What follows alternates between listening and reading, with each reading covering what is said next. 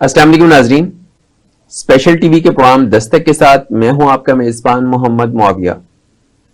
नाजरीन, खवातीन के आलमी दिन के तनाजुर में हमने आज आपके सामने एक ऐसी खातून को पेश करने का फैसला किया है जो अज़्मो हिम्मत की दास्तां हैं, जिन्होंने अपने शौहर की वफात के बाद इस मुआशरे में अज़्मो हिम्मत से और मेहनत से एक ऐसी शहर की बुनियाद रखी जिसमें उनकी सर्वाइवल मुमकिन हो पाई। आज हमारे स्टूडियो में हमारी मेहमान हैं नुसरत हमदानी, जो माहिर तालीम हैं। हम उनसे अपनी गुफ्तगू का सिलसिला शुरू करते हैं। वेलकम। अस्सलाम वालेकुम। मैं माविया साहब आपकी बहुत शुक्रगुजार हूँ कि आपने अपने टीवी पे मुझे इस अहम दिन पे गुफ्तगू करने का मौका फराहम किया, और मुझे ये भी बहुत अच्छा लगा कि आप लोगों ने इतना जबरदस्त नाम रखा है दस्तक, क्योंकि दस्तक जब तक नहीं होती तब तक आगे का सफर शुरू नहीं होता। तो मुझे बहुत खुशी है कि मैं इस प्रोग्राम में आज अपने ख्यालात के इजहार के लिए इनवाइटेड हूँ।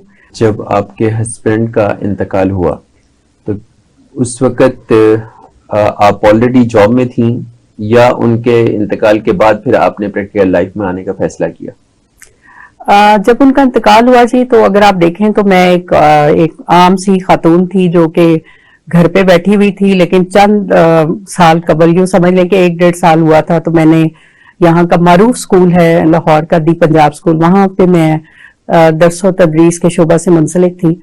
और जब उनका इंतकाल हुआ तो उस वक्त समर वेकेशन चल रही थी, और समर वेकेशन के बाद जो फर्स्ट डे होता है स्कूल में वो उन्होंने एलोकेट किया हुआ था फॉर टीचर्स ट्रेनिंग। तो उस रोज उनकी नमाज जनाजा थी। तो अगर आप देखें तो ये बड़ा एक मेरी जिंदगी का टर्निंग पॉइंट था, क्योंकि एक हंसती खेलती अपनी जिंदगी में मगन, जिसको कोई दुनिया की फिक्र नहीं है, और उसका हस्बैंड जो है वो दुनिया का बेहतरीन इंसान, अल्लाह ताला उनको करीके रहमत करे। बड़ी छोटी सी उम्र में अल्लाह ताला ने उनको अपनी वापसी के सफर पे बुला लिया, लेकिन उनका मेरी जिंदगी में बहुत मेजर कंट्रीब्यूशन था। मुझे कोई दुनिया की कोई इतनी फिक्रें नहीं होती थी, सब कुछ मैनेज हो रहा था। लेकिन बिल्कुल वो जो वक्त है वो मेरी आज भी, शायद अगर मैं अपने आप को देखूं तो मैं उस लम्हे में मुक़य्यद हूं, लेकिन बहरहाल लाइफ गोज ऑन। तो उस वक्त मैं जॉब कर रही थी, लेकिन फिर ड्यूरिंग इद्दत मैंने आई डिसाइडेड कि मुझे रिजाइन कर देना चाहिए। अच्छा, ये सानिया अचानक हुआ या वो पहले से बीमार थे, किस तरह से ये? नहीं, बिल्कुल बीमार नहीं थे। He was just 36 eight that time, तो बिल्कुल बीमार नहीं थे। बल्कि वो जब अपने सफरे आखिरत पे रवाना हुए हैं तो उस रोज भी वो अपने एक दोस्त की मदद करने के लिए पिंडी गए हुए थे। अच्छा। और उसकी कोई थाने में कोई मसला था, तो वो उस वक्त वो जीएम थे मेरे हस्बैंड जो हैं, तो वो उसकी जमानत के लिए पिंडी गए हुए थे। अच्छा। सुबह 4 बजे वो निकले हैं, और वापसी पे मोटरवे नई नई बनी थी। इट वॉज 98, तो 97 में मोटरवे बनी थी। तो वो कह रहे थे कि मैं सुबह निकल रहा हूँ और शाम को इंशाल्लाह मैं तुम्हारे पास पहुंच जाऊंगा, क्योंकि अगले दिन जैसा मैंने मेंशन किया स्कूल ओपन थे, तो मैंने कहा कि मुझे बहुत से काम करवाने हैं। तो कहते हैं कि देखो, जो लोग कमजोर होते हैं, जिंदगी में पीछे रह जाते हैं, उन लोगों की कोई मदद नहीं करता।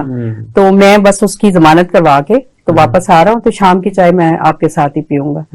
शाम को कोई 5-5:30 बजे, उस वक्त आपको पता है कि व्हाट्सएप तो होते नहीं थे, लैंडलाइन पे घर के नंबर पे मुझे मोटरवे पुलिस की कॉल आई, और उन्होंने बताया कि ये गाड़ी का नंबर है, ड्राइविंग सीट पे बंदा बैठा हुआ है, आप उस गाड़ी को सीरियस एक्सीडेंट हुआ है, और वो भी सीरियसली इंजर्ड थे।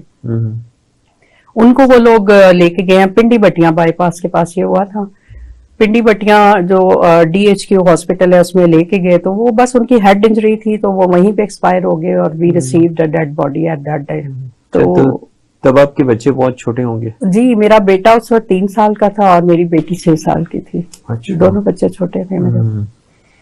तो बस वो एक जिंदगी का दिन था जो टर्निंग पॉइंट भी था टुवर्ड्स द न्यू जर्नी, और एंड ऑफ द लाइफ जो कि मैं गुजार रही थी, उस लाइफ का आखिरी दिन था।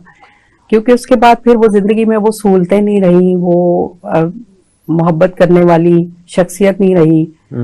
और मेरी जिंदगी में तो जो सानिया था वो था ही, लेकिन मैं जब आगे की प्लानिंग की तो उसमें मेरे जो मेजर फोकस था दैट वाज माय चिल्ड्रन, क्योंकि मैं उनके बारे में फिर मैंने प्लानिंग की कि उनको मैंने किस तरह से ब्रॉट अप करना है।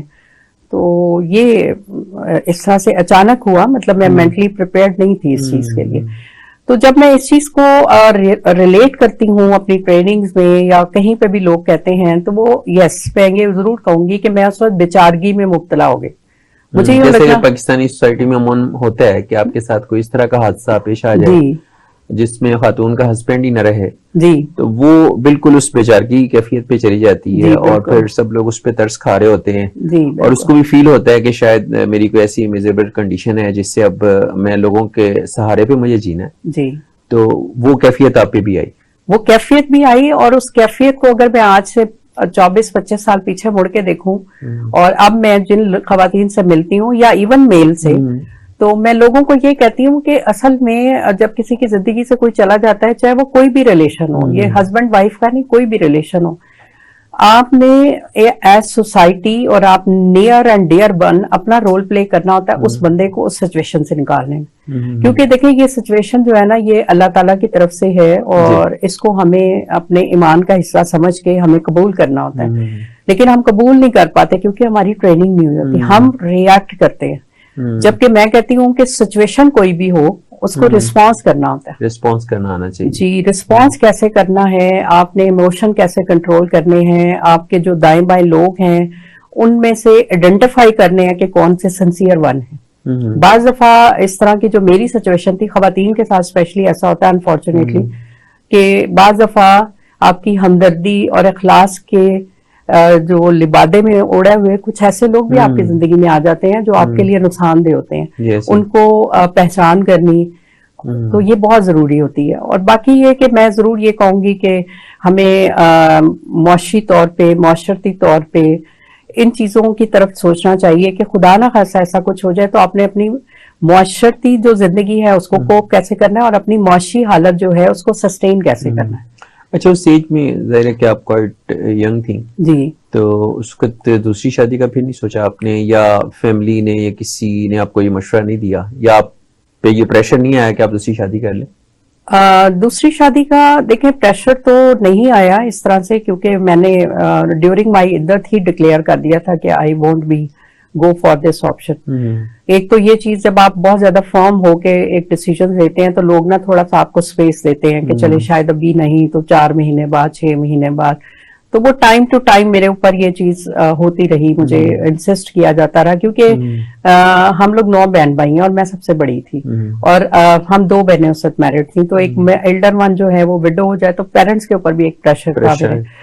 तो आया तो था प्रेशर, लेकिन मैंने फिर उस पर एक फर्म डिसीजन लिया। मैंने अपने फादर से बात की कि मैं एक तो उस शख्स की रिप्लेसमेंट शायद मुझे ना मिल सके, सेकेंडली ये कि शायद मेरे बच्चे उसको एक्सेप्ट ना करें या वो मेरे बच्चों को एक्सेप्ट ना करें, फिर आप जाहिर है शादी होगी तो नेक्स्ट बच्चे भी हो सकते हैं, वो बच्चों का कोई एक क्लैश हो जाए, तो अभी सिर्फ मेरे ऊपर प्रेशर है, ठीक है, तो मैं इसको कोप कर लेती हूँ। हाँ, इस चीज को मैं डिनाइल नहीं करती हूँ कि उस मौके पे या कभी भी लेटर ऑन किसी की जिंदगी में हो तो अपने दाएं बाएं जरूर एक्सप्लोर करना चाहिए कि अगर सिमिलर सिचुएशन में कुछ लोग हों तो आप उनके साथ टाई अप कर सकते हैं इस रिलेशन को, क्योंकि अगर आप शादी नहीं करते तो आपके ऊपर और तरह की बहुत सारी फिर मजबूरियां, प्रॉब्लम्स और प्रेशर्स आ जाते हैं। प्रेशर्स क्या होते हैं कि जैसे देखिए मैं I was just graduate eight that time, तो अगर मैंने ये डिसीजन लिया कि मुझे शादी नहीं करनी तो फिर मुझे अपने बच्चों को बीइंग सिंगल पेरेंट सपोर्ट करना था टिल कि जब तक कि उनकी एजुकेशन कंप्लीट हो जाए, वो शादी हो जाए और वगैरह वगैरह। जिंदगी की वो सारी जिम्मेदारियां जो आपके शौहर ने बुनियादी तौर पे उठानी थी जी, तो वो एकदम से आपके ऊपर शिफ्ट हुई और आपको एक लंबी जिंदगी जीने के लिए प्लान करना था। तो वो जो चीज है ना वो बड़ी मुश्किल होती है और उसमें फिर बहुत रेयर लोग होते हैं, और अगर मैं उसमें टॉप लिस्टेड कहूँ तो मेरे फादर ही हैं जिन्होंने बहुत बड़ा एक स्टेप लिया कि अपने दूसरे बच्चों के होते हुए जो कि सब पढ़ रहे थे तो वो मुझे अपने पास ले आए और फिर वो मेरे साथ खड़े। उन्होंने मुझे फिर मेरे साथ, अगर टाइपिंग मैं कर रही हूँ क्योंकि उस वक्त आपको पता है लैपटॉप नहीं होते थे, घरों में इंटरनेट नहीं होता था, तो मैं टाइपिंग कर रही हूँ तो वो बैठ के फिर उसकी प्रूफ रीडिंग कर रहे हैं, अगर मुझे बाजार से उसकी प्रिंटिंग करानी है तो वो करा रहे हैं। इसी तरह उन्होंने मुझे मेरे शॉर्ट टर्म और लॉन्ग टर्म ऑब्जेक्टिव सेट करने में मुझे बहुत हेल्प आउट किया। उससे फिर मेरी एक लर्निंग का प्रोसेस भी शुरू हुआ, प्लस ये कि जब एक आपके साथ फादर की फॉर्म में एक बंदा खड़ा हो जाता है तो आपको सोसाइटी को फेस करने में आसानी होती है। दो के जब मैं पढ़ती थी, जाहिर है सुबह में स्कूल होती थी, शाम में मैं पढ़ने जाती थी, फिर मैं 6-7 बजे घर पहुंच रही हूँ तो ट्यूशन पढ़ा रही होती थी, तो ये काफी मुश्किल हालात थे जिनसे मैं गुजर रही थी। लेकिन चूंकि मेरे फादर जो है, मैं आपको बताना भूल गई कि वो भी पाकिस्तान नेवी से रिटायर्ड थे। अच्छा। तो वो भी एक वॉरियर थे और उन्होंने फिर मुझे कहा कि नहीं, जब आप अपने टारगेट सेट कर लेते हैं तो फिर इस बेचारगी से निकल आते हैं। मुश्किल हालात जब आप पे आ जाए तो आपको उनसे निकलने का रास्ता आना चाहिए। दूसरा, वो जो बेचारगी का इन्वर्टेड कॉमा में मैं आपसे जिक्र करूंगी कि वो एक वर्ड था, तो मेरे फादर ने बड़ा अच्छा एक्सप्लेन किया। उन्होंने कहा कि बेचारा वो होता है कि जिसका कोई चारागर ना हो। सबसे बड़ा तो चारागर आपका अल्लाह ताला है, फिर आपके बच्चे हैं, फिर मैं हूँ, आपकी मदर, आपके बहन भाई, आपके इन-लॉज। बाय द वे मेरे इन-लॉज भी बहुत अच्छे फैमिली से बिलोंग करते हैं और अभी तक मैं उनके साथ इन टच हूँ, क्योंकि जाहिर है मेरे बच्चों का ददियाल है, तो they are very good people माशाल्लाह से। तो फिर मेरे दोस्त अहबाब, फिर मेरे स्कूल के लोग, फिर इसके बाद अल्हम्दुलिल्लाह कि जब मैंने ये सोचा कि जब आप कुछ इरादे बांधते हैं ना, तो फिर अल्लाह की जात की तरफ से भी रास्ते खुलते हैं। तो 98 में मेरे हस्बैंड की डेथ हुई अगस्त में, और 99 नवंबर में मुझे बीकन हाउस हेड ऑफिस में जॉब ऑफर हो गई for their project the educators. उसको मैंने ज्वाइन किया एज सब्जेक्ट स्पेशलिस्ट। तो जब मैं वहां गई तो फिर मेरी जो जॉब की रिक्वायरमेंट थी दैट वाज कि मुझे मास्टर्स होना चाहिए, क्योंकि उस वक्त मैं बीएड करी थी इलामा इकबाल ओपन यूनिवर्सिटी से। अपनी जाहिर एजुकेशन को देख रही थी बीइंग टीचर, लेकिन वहां पे मेरी एंटायरली कॉम्पिटिटिव भी एक एनवायरनमेंट था, उसका भी तकाजा था कि सभी मास्टर्स हैं आपकी कोलीग्स, तो आपको मास्टर्स होना चाहिए। फिर मैंने एमए उर्दू किया पंजाब यूनिवर्सिटी से, और इसके साथ फिर मैंने फौरन ही जो है ईएलटी शुरू कर दिया, इंग्लिश लैंग्वेज टीचिंग में मास्टर्स। और मास्टर्स मैंने किया आईएलएम, जो यूएमटी जिसकी एक वो है पेरेंट ऑर्गेनाइजेशन है, institute of leadership and management के नाम से। वहां से मैंने ईएलटी में मास्टर्स किया। तो ये जो मैंने डिग्रीज है ना, आप समझ लें कि 3 सालों में मैंने अचीव की अलॉन्ग विद बीएड। अच्छा, अमूमन हमारी सोसाइटी में मतलब यही होता है कि बच्चियां वालिदैन के घरों में जब ग्रो अप होती हैं तो उनकी ज़रा सारी ज़रूरियात और उनकी खिदमत के लिए उनके फादर हैं, उनके भाई हैं और पूरी फैमिली उनके लिए अवेलेबल होती है। अच्छा, फिर जब लड़की की शादी हो जाती है तो अल्लाह पाक ने शौहर का एक ऐसा रिश्ता बना दिया जो उसको पूरी तरह से सारी रिस्पॉन्सिबिलिटी अपने जिम्मे ले लेता है। अच्छा, हम आने वाले मुश्किल वक्त के लिए ज़ाहिर अपनी बच्चियों को नहीं तैयार करते मेंटली। अच्छा, ड्यूरिंग स्टडीज तो हम उन पे किसी किस्म का कोई बोझ नहीं डालते, इवन हम उनको किचन में भी नहीं जाने देते। तो क्या आप समझती हैं कि हमें अपनी बच्चियों को आने वाले वक्त के लिए, प्रैक्टिकल लाइफ के लिए तैयार करना चाहिए, और ड्यूरिंग स्टूडेंट लाइफ उन्हें फुली पैम्पर्ड नहीं रखना चाहिए कि ये ना हो कि वो आने वाले कल में जाके अपने घरों को ठीक से ना संभाल सकें या प्रैक्टिकल लाइफ के लिए वो अपने आप को प्रिपेयर ना कर सकें? आपने ये बड़ा अच्छा क्वेश्चन किया है, और इस पे मैं बड़ा फोकस करती हूँ अपनी ट्रेनिंग में, अपनी जहां पे भी मेरी गुफ्तगू होती है। ये सिर्फ बच्चियों के लिए नहीं है, ये बच्चों के लिए भी है। अब हम बच्चों को इतना पैम्पर्ड कर रहे हैं पिछले कोई 10-12 सालों में, ये बड़ा गलत रवैया जो है ना, ये हमारा पनप रहा है कि हम बच्चों को ना हर दुनिया की सहूलत दे रहे हैं। अगर वो देर से उठ रहा है या उठ रही है तो हम नहीं उठने दे रहे, अगर वो सारी रात जाग रहे हैं तो हमारी कोई मॉनिटरिंग नहीं है, अगर वो किचन में नहीं जा रहे तो कोई मसला नहीं है। वेयर एज मैं ये समझती हूँ, जो मैं जिस सिचुएशन से गुजरी हूँ, कि आपको बच्चों की सिर्फ उस एजुकेशन को फोकस नहीं करना, उनको स्किल बेस्ड एजुकेशन भी दें, जो कि लड़की और लड़के दोनों के लिए, कि उनको किचन भी चलाना आता हो। किचन के अंदर कुकिंग नहीं है सिर्फ, आपको बजटिंग करना भी आती है, आपको मेहमान नवाजी करनी आती हो, आपको क्रॉकरी मैनेजमेंट आती हो, आपको स्किल्स हो, गेस्ट आ जाएं तो अपने पानी कैसे पेश करना है, चाय कैसे रखनी है। बिल्कुल बिल्कुल, ये बहुत जरूरी है। इसी तरह से टेबल मैनर्स हैं, फिर इसी तरह से बड़ों की इज्जत करना है, फिर इसी तरह से अपने बेडरूम मैनेजमेंट है, आपके वॉशरूम मैनेजमेंट है, फिर बजट मैनेजमेंट है। हम क्या करते हैं कि इसीलिए पेरेंट्स के ऊपर दबाव बढ़ रहा है कि अगर मैं बीइंग सिंगल पेरेंट देखूं तो मैंने अपने बच्चों को बड़ी छोटी उम्र में इस चीज पे लगा दिया था कि आप बजट बनाएंगे। कैन यू इमेजिन कि मेरे बच्चे जिस वक्त प्राइमरी क्लास में थे, मैं उनसे कहती थी आप बजट बनाओ, उसमें अपनी जरूरत की चीजें भी डालो। ठीक है। जब वो अपनी जरूरत की चीजें डालते थे तो मैं उनको बताती थी कि बेटा मेरे पास तो 3000 है, अब 3000 में हमने ग्रोसरी भी लेनी है, हमने बिल भी पे करने हैं, आपकी फीस भी जानी है और आपकी ये चीजें भी आनी है, इन चीजों के लिए अब आप सेविंग करें। अब वो सेविंग करते थे, उसमें फिर मैं 20%, बाद दफा 50%, और उनके मैंने फिर ड्यूटीज लगाई होती थी कि घर के काम आप दोनों ने मिलके करने हैं। कपड़े भी वो दोनों, मेरा बेटा भी और बेटी दोनों धो लेते हैं। कुकिंग मेरा बेटा शायद मेरी बेटी से ज्यादा अच्छी कर लेता है, कुकिंग मैं हमसे करवाती थी।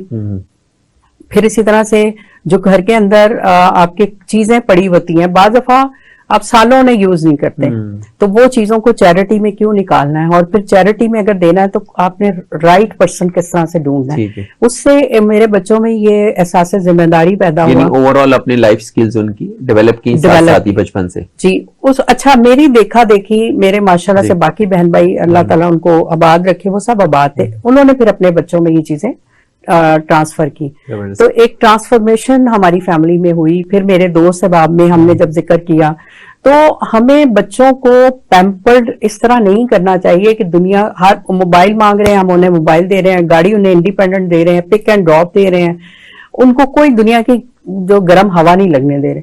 खुदा ना खासा 360 के एंगल से या 10% ही लाइफ चेंज हो जाए तो वो उसको कोप ही नहीं कर पाएंगे। बिल्कुल सिविक सेंस बच्चे को होनी चाहिए, बच्चों को लाइफ स्किल्स उनको सारी आनी चाहिए। अपने शूज पॉलिश करना कोई जुर्म नहीं है। बच्चे आजकल देखें रफ एंड टफ घूम फिर रहे हैं, कोई कपड़े प्रेस नहीं है, शूज पॉलिश नहीं है, नहाने की आदतें नहीं है बच्चों में। और फिर ये कि एक जो वैल्यूज हैं जो इस्लाम ने डिफाइन की है, उन वैल्यूज पे भी हमें बच्चों की वर्किंग करने की जरूरत है। शुतर बेमहार आजादी जो है वो सिर्फ तबाही है। नाज़रीन, यहाँ वक्त हुआ एक ब्रेक का, और ब्रेक के बाद हम मैडम नुसरत हमदानी से अपनी बात को आगे बढ़ाएंगे। हमारे साथ रहिए।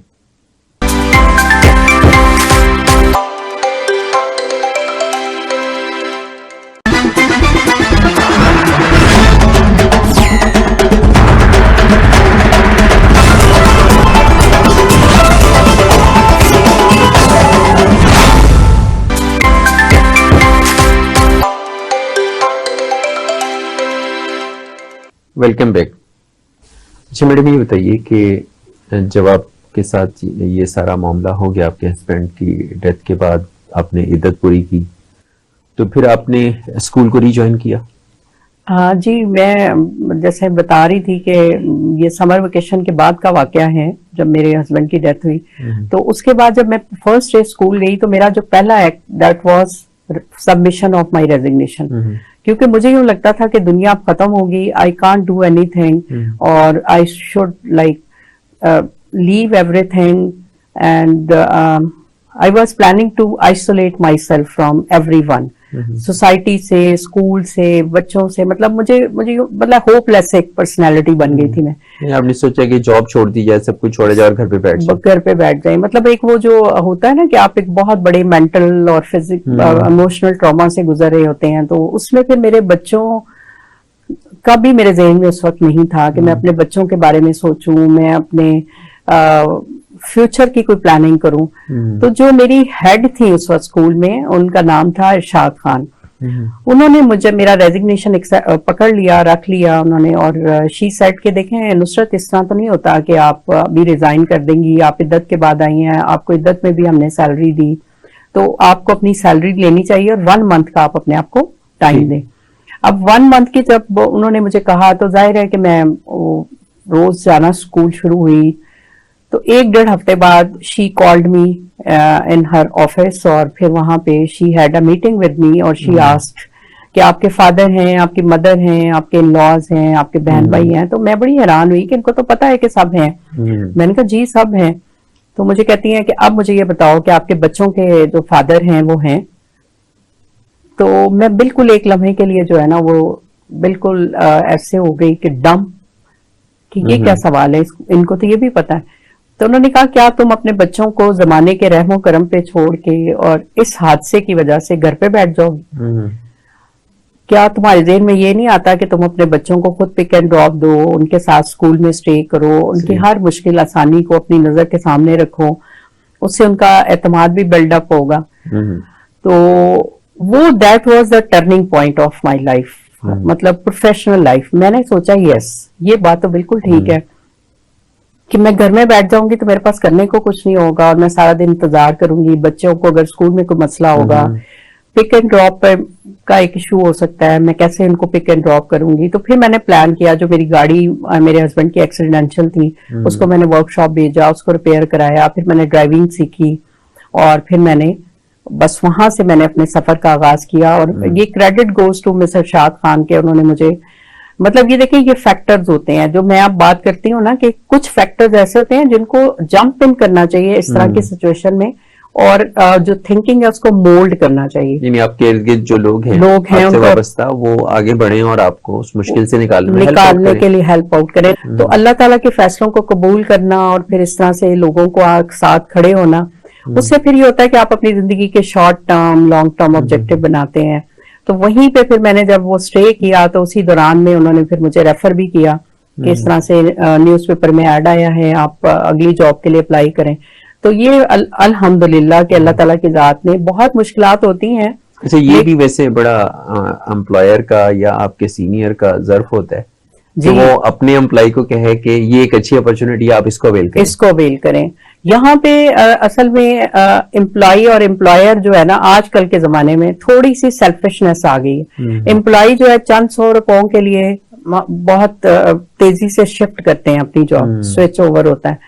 और एम्प्लॉयर ने अननेसेसरी टाइम जो है वो बढ़ा दिया है ऑफिसेस का, और मल्टीटास्किंग अनड्यू हो गई है।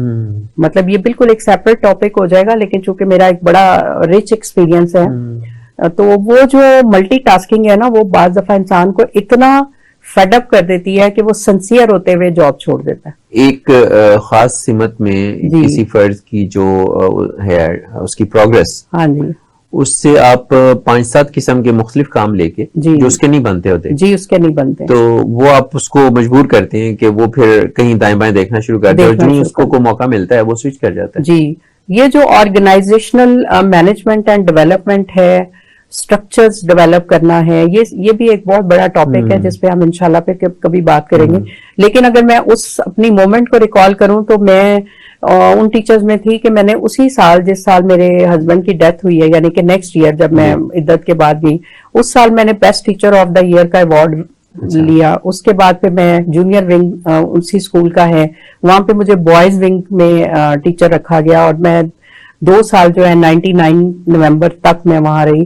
तो दोनों साल मैंने बेस्ट टीचर का अवार्ड लिया, क्योंकि वो कहते थे कि इस टीचर में पेशेंस एंड डेडिकेशन बहुत ज्यादा है, और ये बॉयज के साथ बड़ी पेशेंस के साथ चलती हैं, उनके मूड को बड़ा मोल्ड कर लेती हैं, उनकी जो हाइपर एक्टिव जो फितरत होती है उसको बड़ा अच्छा डील करती हैं। अब जो इस तरह का बंदा होता है, ये मैं अपनी तारीफ नहीं कर रही हूँ, ये मेरे स्कूल ने मुझे बताया। जाहिर है उस वक्त तो मैं एक ट्रॉमा से गुजर रही थी, मुझे नहीं पता कि मुझे क्यों उस तरह से, लेकिन बाद में उन्होंने फिर मुझे जो सर्टिफिकेट दिए उस पर उन्होंने ये मेंशन किया।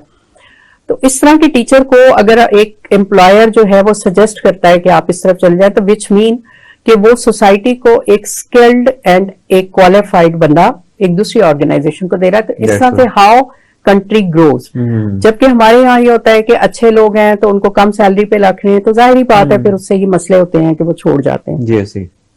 तो ये 2 वे प्रोसेस है, एम्प्लॉय के एंड पे भी है, एम्प्लॉयर के एंड पे भी है। इसको एड्रेस करने की बहुत जरूरत है। बच्चे जब ग्रो कर रहे होते हैं, यंग एज में पहुंचते हैं, तो वो एक टफेस्ट टाइम होता है कि जब आप फील करते हैं कि इनका फादर मेरे साथ होता तो वो ज्यादा बेहतर करता।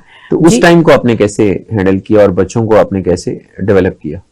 अच्छा, इसमें देखें ये बहुत चैलेंजिंग है, अभी भी है, 20 साल पहले भी था, शायद उससे पहले 50 साल पहले भी होगा।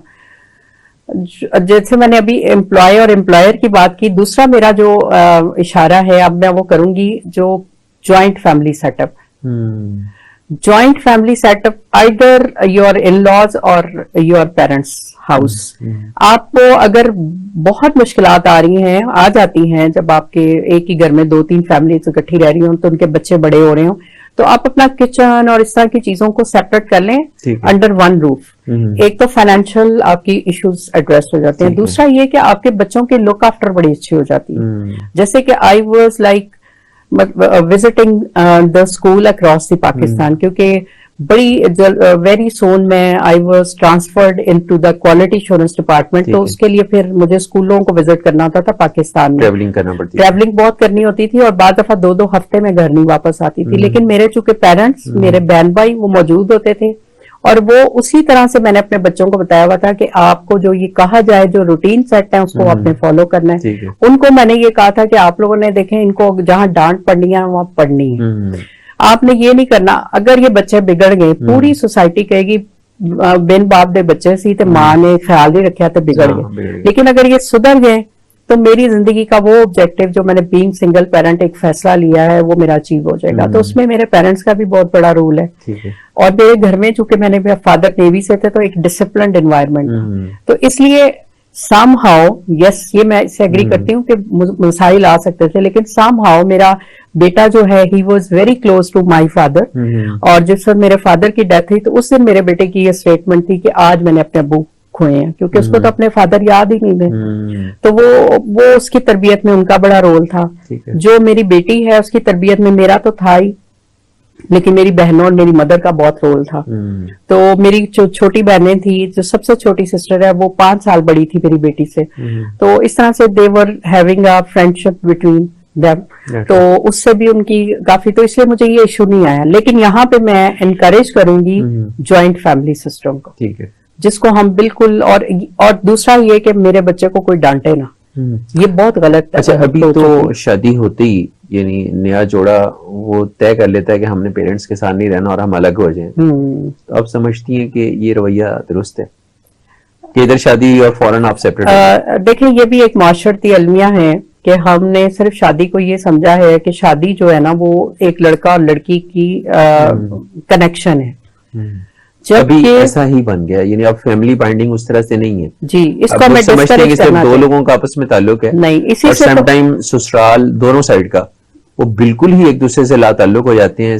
यानी ससुराल जो है वो अपने दामाद से रिश्ता रखेगा, या दूसरी तरफ का जो ससुराल है वो अपनी बहू से उनका ताल्लुक होगा, और बाकी फैमिली जो है वो बिल्कुल इग्नोर्ड है।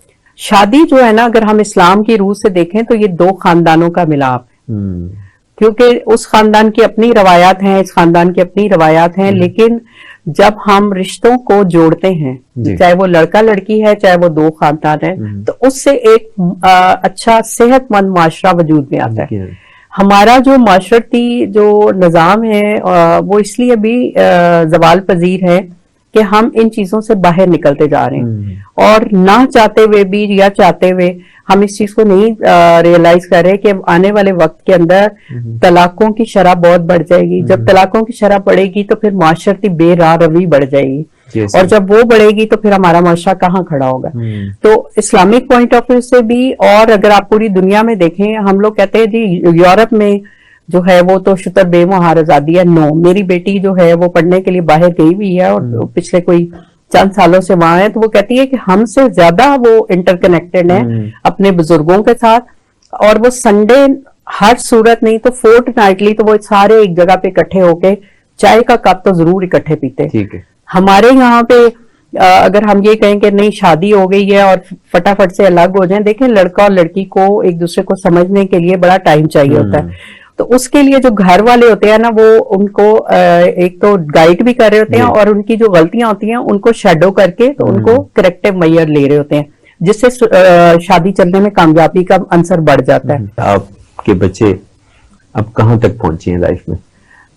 मैं क्योंकि कुछ वजूहात हैं, मैं उनके डिपार्टमेंट तो भी अनाउंस नहीं कर सकूंगी, लेकिन मेरा बेटी जो है वो माशाल्लाह से मैनेजमेंट ग्रुप में है, DMG ग्रुप में। जी, CSS करने के बाद, और अब वो पढ़ने के लिए बाहर गई हुई हैं। उनके माशाल्लाह 2 बच्चे हैं, और जैसे अभी मैंने शादी की बात की तो मेरी बेटी अपने ससुराल में सबसे छोटी बहू है। वो 5 भाई हैं माशाल्लाह, और उनकी एक नंद भी है, फिर उनका सास ससुर है।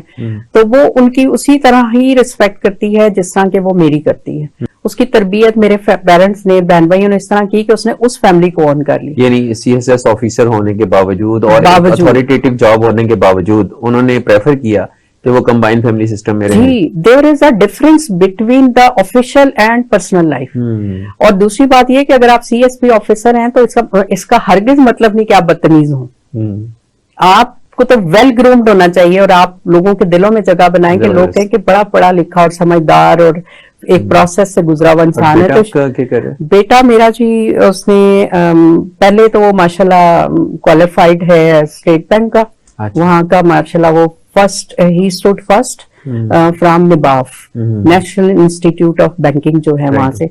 फिर उसने पता नहीं इवेंचुअली क्यों उसने बिल्कुल ही अपना माइंड चेंज कर लिया और वो सिविल एविएशन में आ गया। अच्छा। अब वहां पे माशाल्लाह असिस्टेंट डायरेक्टर है वो। तो बच्चों की जो तरबियत है वो आप समझती हैं कि जो आप एक रिस्पॉन्सिबिलिटी अल्लाह ताला ने डाल दी थी हस्बैंड के बाद, तो आपने उसको बखूबी निभाया, आप उससे मुतमईन हैं तालीम और तरबियत से? जी मैं मुतमईन हूँ, लेकिन बस ये होता है कि कुछ ऐसे साल जरूर हैं जिनमें उनके साथ उस तरह मैं बैठ नहीं सकी। ज़ाहिर है मेरी ऑफिशियल रिस्पॉन्सिबिलिटीज इस तरह की थी, लेकिन यस उनको दीन और दुनिया की समझ दी है और उनको महदूद रिसोर्सेज के साथ जिंदा रहना सिखाया है और उनको जो आजकल एक अंधी मुआशी दौड़ चल पड़ी है उसमें वो मुब्तला नहीं है। सही। मतलब मेरा बेटा अगर उसके गाड़ी नहीं है या नहीं थी जब तक, तो उसको ये फिक्र नहीं थी कि मैं लोगों को ये कैसे बताऊं कि मेरे पास गाड़ी नहीं है। नस्ट इस्लामाबाद से उसने मैकेनिकल इंजीनियरिंग की है। वहां पे अगर उसको फीस के इश्यूज आए हैं तो उसने मुझे नहीं बताया, उसने ऑनलाइन आर्टिकल लिखे हैं, उनसे अपनी फीस पूरी की। मेरी बेटी ने CSS करने से पहले भी उसने ट्यूशंस पढ़ाई हैं। उसने CSS करने के बाद टॉपर में और इसी तरह ऑफिसर एकेडमी में वो ट्यूशन पढ़ाती रही है जब तक उसकी ट्रेनिंग स्टार्ट हुई। तो मतलब मेरे बच्चों में ना तो एक कॉम्प्लेक्स है और दूसरा ये कि तरबियत का फुकदान नहीं है। उसका मेजर क्रेडिट तो मैं अपने पेरेंट्स को ही दूंगी, लेकिन ये है कि चूंकि मैं भी उन्हीं के जेरे साया ही बड़ी हुई अपने पेरेंट्स के, तो कहीं ना कहीं रिफ्लेक्शन मेरे से भी ट्रांसफर हुआ मेरे बच्चों में। तो दे आर गुड माशाल्लाह, अल्हम्दुलिल्लाह, मैं अल्लाह के शुक्रगुजार हूँ। और मैं इस पॉइंट पे ये जरूर कहूंगी कि अपने बच्चों को इस चीज में मुब्तला ना करें कि वो महंगी गाड़ी, महंगा मोबाइल, महंगी घड़ी, स्टेटस कॉन्शियस ना हो बच्चे। स्टेटस कॉन्शियस बिल्कुल ना करें वो अपने जो करंट लिविंग एनवायरनमेंट है, जो उनका फाइनेंशियल स्टेटस है उनके पेरेंट्स का, जी, तो वो उसके मुताबिक अपने आप को एडजस्ट करें, उसके मुताबिक एडजस्ट करें और उसको कहीं इजहार करते हुए उसमें शर्मिंदगी फील ना करें। लोगों से मिलें और रिस्पेक्ट का एलिमेंट बहुत अहम है कि अगर आपके घर का कोई गार्ड है, आपके ऑफिस का कोई गार्ड है, वो भी उतना ही इम्पोर्टेंट है जितने आप। जबरदस्त। मतलब ये तो बिल्कुल ही मैं इस चीज को डिनाइल में डालती हूँ कि हमारे बच्चे उनको अंकल ही कह के बुलाते हैं और उनके घरों में उसमें जो एथिक्स हैं, जी, जो मोरालिटी है, वो और जो दूसरों के लिए एक केयरिंग एटीट्यूड है, जी, वो तरबियत का हिस्सा होना चाहिए। बिल्कुल होना चाहिए।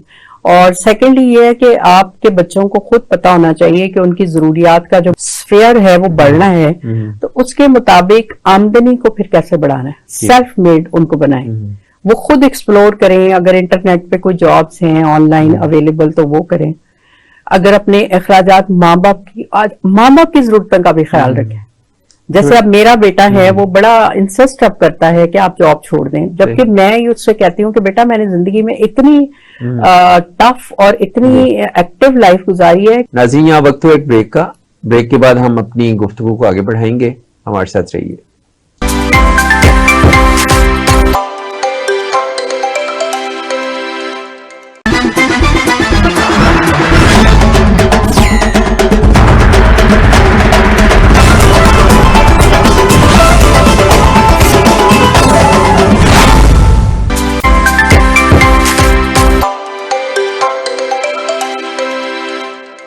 Welcome back. अच्छा मैडम, ये बताएं कि आपने ज़रा जब हेड ऑफिस के थ्रू आपको ट्रैवलिंग करना पड़ी तो आपको कंटिन्यूस मेल एनवायरनमेंट में सरवाइव करना होता होगा अमूमन, तो ये बताएं कि हमारे जो वर्किंग एनवायरनमेंट है, सोसाइटी है, ओवरऑल जो मुआशरा है, उसमें मर्दों का तर्ज अमल हमारी खवातीन के साथ कैसा है? हमारी जो सोसाइटी है वो इवॉल्व हो रही है और पिछले जो अगर हम 2 डिकेड्स में देखें तो बहुत चीजें जो हैं वो तब्दील हुई हैं। और मैंने बड़े इस तरह से को एनवायरनमेंट में ट्रैवलिंग भी की, वर्किंग की। बाय द वे, मतलब मैं एक इदारे के साथ नहीं रही, मैं सिटी स्कूल हेड ऑफिस में रह चुकी हूँ, मैं आगा खान के साथ काम कर चुकी हूँ, इवन मैं पेफ पंजाब एजुकेशन फाउंडेशन के साथ काम कर चुकी हूँ। तो हर जगह पे जो मेल कम्युनिटी है वो बहुत ज्यादा तादाद में थी और टॉप पोजीशन पे मोस्टली मेल कम्युनिटी ही थी। एडमिनिस्ट्रेटिव पोजीशन में मोस्टली, एडमिनिस्ट्रेटिव या ऑपरेशंस में मोस्टली वो होते हैं। जी, एडमिनिस्ट्रेटिव में ज्यादा होते थे, लेकिन ऑपरेशंस में जो मैंने देखा है वो आहिस्ता आहिस्ता अब रेशो जो है वो 40-60 के आ गई है। ठीक है। अब इसमें जो नेगेटिव फैक्टर्स हैं ना, वो तो फिर फीमेल भी होती हैं और मेल भी होते हैं। आपने कुछ फाइन लाइन डिफाइन करनी होती है। ठीक है, आपने अपनी लिमिट्स को खुद ड्रॉ भी करना है, डिफाइन भी करना है। जी, और आपने बड़ी खूबसूरती से और बड़े तहम्मुल से और बड़ी प्लानिंग के साथ ना उन लाइंस को फॉलो करवाना भी है और उन्हीं हदूद के अंदर रहना भी है। तो मैं नहीं समझती कि ये एक मेजर एलिमेंट है जो खवातीन को एक्सेल करने में ना प्रॉब्लमेटिक है। नो, इसमें मेल जो कम्युनिटी है वो बड़ी सपोर्टिंग है और उनसे मैंने बड़ा सीखा है। मतलब मेरे ओवर द इयर्स जो हैं वो मोस्टली जो हेड थे वो मेल ही थे और जो नेगेटिव होते हैं ना उनको मेल भी फिर डिस्करेज कर रहे होते हैं और वो ज्यादा देर आपके साथ स्टे नहीं कर सकते अंडर वन रूफ। उनको कहीं ना कहीं फिर वो ऑर्गेनाइजेशन जो है वो स्लैश कर देती है। ठीक है। ये तो हो गया ऑर्गेनाइजेशनल या आपका प्रोफेशनल जो एनवायरनमेंट है। इसके अलावा जो सोसाइटी का ओवरऑल है उस पर मैं थोड़ा सा ये जरूर कहूंगी कि हमें चेंज होने की जरूरत है। जजमेंटल नहीं होना चाहिए कि ये बंदी या ये बंदा ये अगर लेट आ रहा है या ये इकट्ठे बैठे हुए कोई बात कर रहे हैं तो ये किसी नेगेटिव कंटेक्स्ट के अंदर ही बात कर रहे हैं। उसके पॉजिटिव पहलू भी हो सकते हैं क्योंकि जाहिर है आप जब आपको वर्किंग एनवायरनमेंट क्रिएट कर रहे हैं हर जगह पे तो आपको बहुत सारी बातें ऐसी होती हैं कि जिसके लिए आपको इमीडिएटली मीटिंग करना पड़ती है। तो अगर आपका ऑफिस जो है वो 20-25 मील दूर है तो आप नियर बाय कोई रेस्टोरेंट को देख लेते हैं, कोई इस तरह के पॉइंट आप बन गए हैं जहां पे वो इकट्ठे बैठ के बात कर रहे हैं। तो आप जजमेंटल स्टेटमेंट ना दें, नेगेटिव ओपिनियन फॉर्म ना करें। नहीं, हमेशा तो ऐसा नहीं हो सकता कि कोई मेल और फीमेल अगर मीटिंग कर रहे हैं या बैठे हैं जी तो खुदा ना खास्ता वो हमेशा कोई नेगेटिव एस्पेक्ट होगा, ऐसा नहीं होता। तो एक जो इम्पोर्टेंट जो यहाँ पे जो पहलू है ना वो है जजमेंटल और टैगिंग। यानी हमें सोच का अपना जो जाविया है उसको तब्दील करने की जरूरत है। और क्योंकि इससे ये होगा कि एक तो लोगों को एक वर्किंग एनवायरनमेंट आइदर मेल और फीमेल दोनों को अच्छा मिलेगा और दूसरा ये कि एक अच्छे माशरे की तश्कील के लिए बहुत जरूरी है। हाँ, एक पॉजिटिव सोसाइटी अगर आपने डेवलप करनी है बिल्कुल, तो अगर आप अपनी सोच का जाविया तब्दील करेंगे तो हम ऐसा मुआशरा तश्कील करके जाएं जिसमें आने वाले कल में मेरे और आपके बच्चे जो हैं वो सर्वाइव कर सके। जैसे देखिए यूनिवर्सिटीज में अब देखिए मैं अगर लेक्चर देने जाती हूँ तो मैं देखती हूँ कि लड़का लड़की शुतर बेमुहार बैठे हुए हैं, एक दूसरे की गोद में सार रखा हुआ है, उसमें उन बच्चों का कसूर नहीं है। आपने सिर्फ तालीम को फोकस किया, आप तरबियत को पे बात ही नहीं कर रहे। आप उनको उनकी लिमिटेशन नहीं बता रहे, आप उनको ये नहीं बता रहे कि वो ऐसा अगर करेंगे तो उसकी नेगेटिविटी उनकी कितनी आगे सालों तक उनके साथ वो चलेगी। क्योंकि देखिए लड़का है अगर वो किसी के साथ टैग हो गया तो वो भी कहीं ना कहीं फिर कोर्ट होता रहेगा, लड़की टैग हो गया वो भी कोर्ट होती रहेगी। उससे क्या होगा, उनका घर भी डिस्टर्ब, उनकी प्रोफेशनल लाइफ डिस्टर्ब, उनके after marriage life disturb, after marriage life तारुफ तो बार कहीं ना कहीं से पहुंच ही जाता है। तो ये जो हमारी जिम्मेदारियां हैं बीइंग एजुकेशनिस्ट, आप समझ लें लेक्चरार हैं, प्रोफेसर्स हैं, किसी इदारे के सरबराह हैं, हमें कहीं ना कहीं इन बच्चों को अपने साथ इतना क्लोज करना चाहिए। जो दिल के रिलेशन है ना उस्ताद और तलबा के वो मिसिंग है। अब हम बड़ा लिखते हैं 1000 में से 1100 में से 1099 नंबर ले लिए, लेकिन हम कहीं नहीं ये कहते कि हमारे जो इदारे का सबसे सोफिस्टिकेटेड, वैल्यूड और वेल ग्रूम्ड बच्चा है या बच्ची है, क्योंकि हमने तरबियत पे काम ही नहीं किया। हमने नंबर गेम कंपटीशन में डाला है और उससे टीचर और जो स्टूडेंट का रिलेशनशिप है वो बहुत ज्यादा कमर्शियल हो गया। बच्चे समझते हैं हम फीस दे रहे हैं, इनका काम है हमें पढ़ाना। बिल्कुल। और टीचर भी समझता है कि बस ठीक है, ये इस सेमेस्टर में थे तो मुझे सलाम भी करते थे, अब दूसरे सेमेस्टर में इनका टीचर नहीं हो तो मेरे पास से गुजर जाते हैं, पहचानते भी नहीं। ये कितना बड़ा अलमिया है। आप देखें ना, एजुकेशन चाहे हम मुस्लिम पर्सपेक्टिव को उठा के देख लें तो तालीम और तरबियत साथ साथ है। अगर हम वेस्ट को उठा के देख लें तो वो भी ये कहते हैं कॉग्निटिव डेवलपमेंट की आपकी एजुकेशनल के पैरामीटर्स पे काम होना चाहिए, आपकी इफेक्टिव डोमेन, आपके बिहेवियर्स पे काम होना चाहिए, आपकी साइकोलॉजिकल जो आपके इश्यूज हैं उन पे काम, 3 मेजर एरियाज पे, चाहे वो आप इस्लामिक पर्सपेक्टिव को देख लें तो चाहे आप वेस्ट को देख लें, काम करने की जरूरत है। तो इससे एक अच्छा मुआशरा बनता है। मतलब ये हम लोगों ने ये सोच लिया कि हमारा तो मुआशरा जो है वो जवाल पजीर है और ये तबाही की तरफ जा रहा है, अभी भी कुछ नहीं बिगड़ा। अच्छा, जवाल पजीर जो मुआशरा है ना जी, हमने शायद उसको अपनी नफ्सियात पे सवार करके जी, तो जो जिन्होंने इस मुआशरे की सुधार कर दी है ना, वालिदैन हैं, जी, असातिज़ा हैं और सोसाइटी में के जो की प्लेयर्स हैं, यानी जो जिनसे सोसाइटी इंस्पायर होती है, जो सोसाइटी के निज़ाम को चला रहे हैं, जो एडमिनिस्ट्रेटिव पोजीशंस पे बैठे हैं, इन सब ने ही मिलके इसको सुधारना है ना। अगर हम as parents, as teachers, as key players हम सरेंडर कर देंगे और हम सोचेंगे कि नहीं, ये नई नस्ल जो है ना, इनको कुछ नहीं कहना और हम कुछ कहेंगे तो शायद ये हमारे अगेंस्ट हो जाएंगे या इनको बुरा लगेगा, तो अगर हम उनकी फीलिंग्स का ख्याल करते रहेंगे तो यहाँ तक हमने अपनी सोसाइटी पहुंचा दी है, इससे आगे अब हमने क्या जाना है? क्या जाना है। बिल्कुल आप ठीक कह रहे हैं कि देखिए पेरेंट्स जो है ना वो अपनी जिम्मेदारियां डाल रहे हैं इदारों पे कि हम फीसें दे रहे हैं और इदारे ये कह रहे हैं कि हम चूंकि जैसे आपने मेंशन किया कि सेमेस्टर बेस्ड है, ठीक है, इसने पिछले सेमेस्टर में इस्लाम नहीं दिया, आपकी भी तो जिम्मेदारियां हैं ना।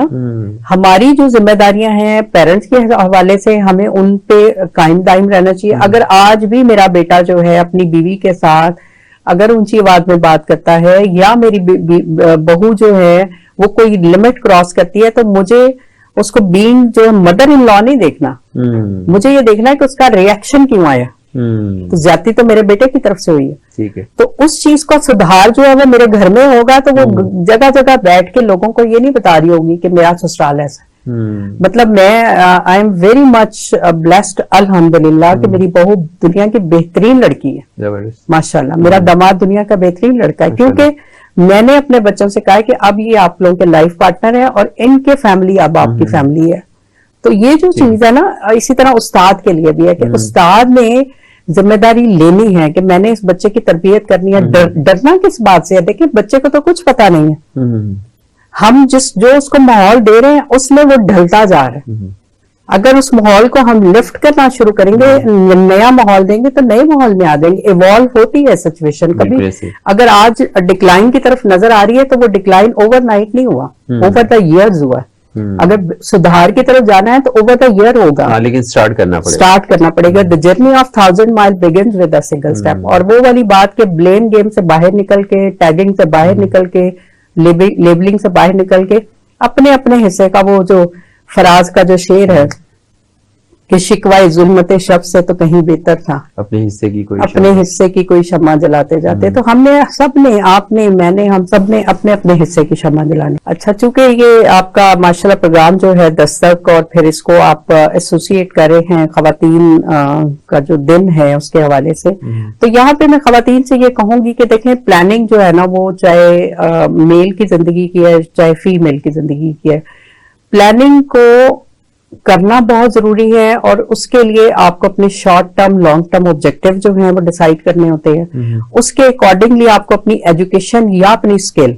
मतलब मैं एंटरप्रेन्योर का जो कॉन्सेप्ट है, घरों में बैठे हुए जो लोग छोटा बिजनेस चलाते हैं, उन खवातीन के लिए भी मेरा ये पैगाम है कि आप लोग छोटी से छोटी कोई ट्रेनिंग लें, और उसके लिए बड़े इदारे बने हुए हैं। अगर आपको मेरी जरूरत हो, मुआविया साहब की जरूरत हो, आप हमसे राब्ता कर सकते हैं। तो आपको उन इदारों के जरिए जो है वो तरबियत और ट्रेनिंग दी जाएगी।